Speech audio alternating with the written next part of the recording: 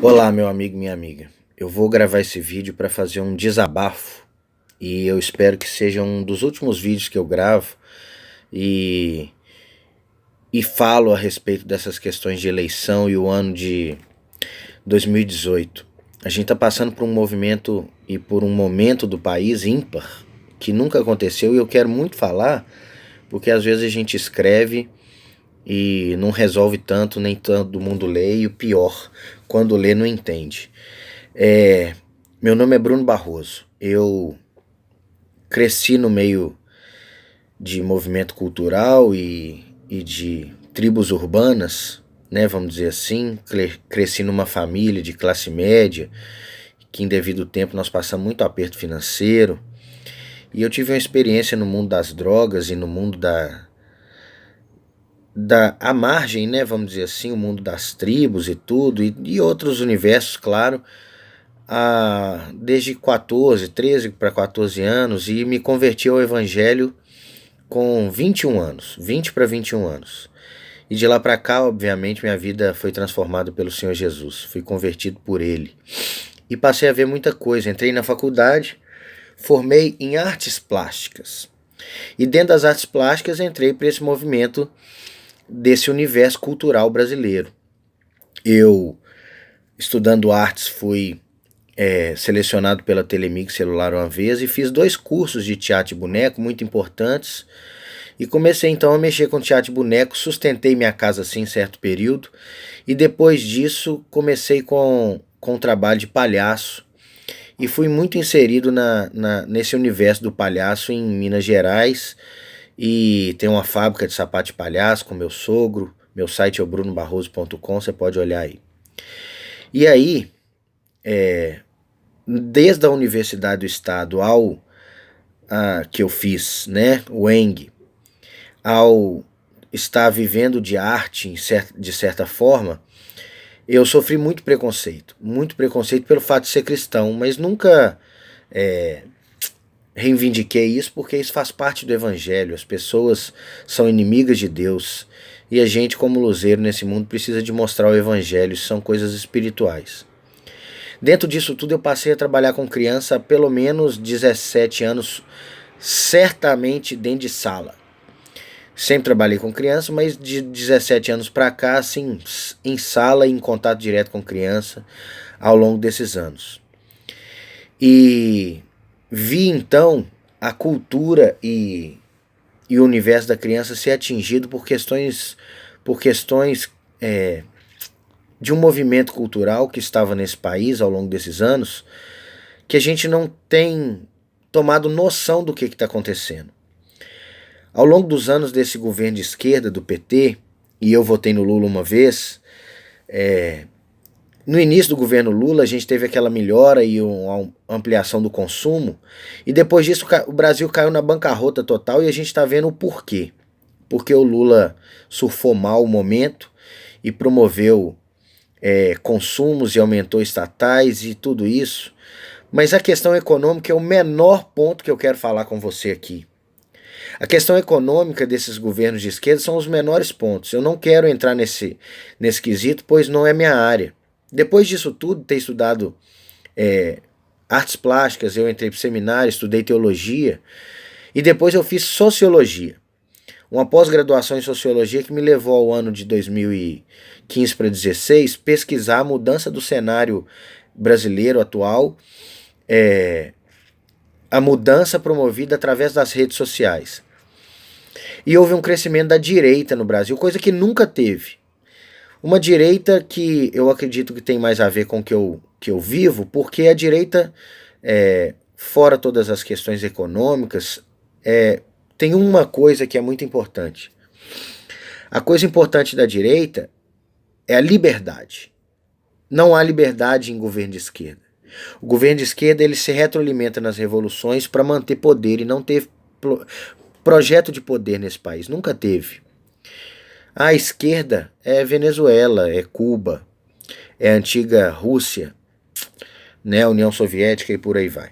A África tomada por governos socialistas em toda sua região, só que lá vira milícia, vira guerrilha, né? E Aconteceu então, ao longo desses anos no país, esse vídeo eu quero que você peça para você ver ele todo, tá? Porque eu vou gravar ele, compartilha o que você quiser aí. E ao longo desses anos no país, então, as crianças sendo atingidas. Como eu disse, a questão econômica é o menos pior dessa história.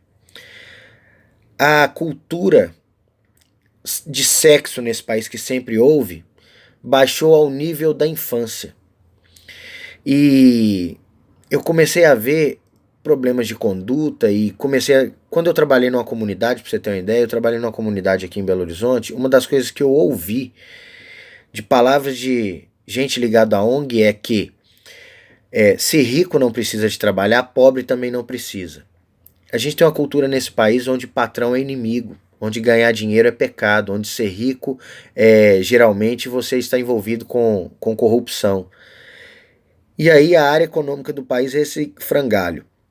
Mas as crianças sendo empurradas então para a homossexualidade, as crianças sendo empurradas para uma vida sexual precoce, e a cultura e as aulas então, e isso vem para dentro das escolas, e eu vou falar para você, o Escola Sem Partido é o programa mais importante que a gente tem hoje nesse país. E aí ao longo dos anos, as crianças sofrendo as consequências disso tudo. Eu vou dar um exemplo. Há pelo menos 3 meses eu tenho atendido um menino muito bacana que sentou para mim e falou assim: pastor, eu sou LGBTQ. Pastor, eu tenho disforia. E eu conversando e o ajudando, eu quis saber de onde que vem isso.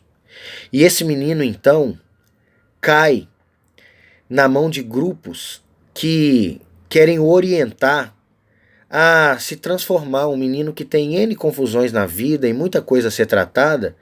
E esse menino então, com muita dor na alma, com muita questão que a menor delas são questões de cunho sexual, vem sendo empurrado por movimentos e culturais e por gente que quer o abraçar, que está trazendo muita confusão para a vida dele. Isso é um exemplo. Crianças envolvidas com pornografia, orientadas, e os livros diversos. Eu quero saber para que tem tanta produção de livro infantil com, com questões sexuais e questões de suicídio agora.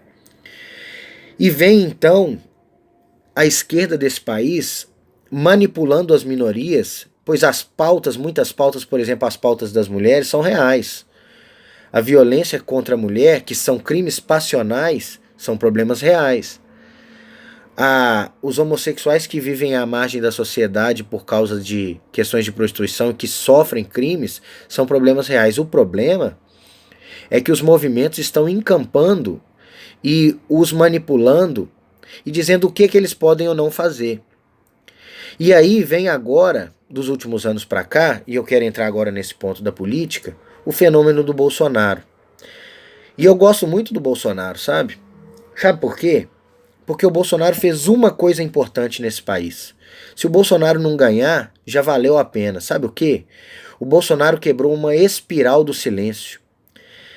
Você que defende a sua posição, seja lá qual for, era taxado com questões morais de você estar contra minorias, ou você estar contra isso e contra aquilo, e você ser um fascista e um não sei o quê, e você era calado.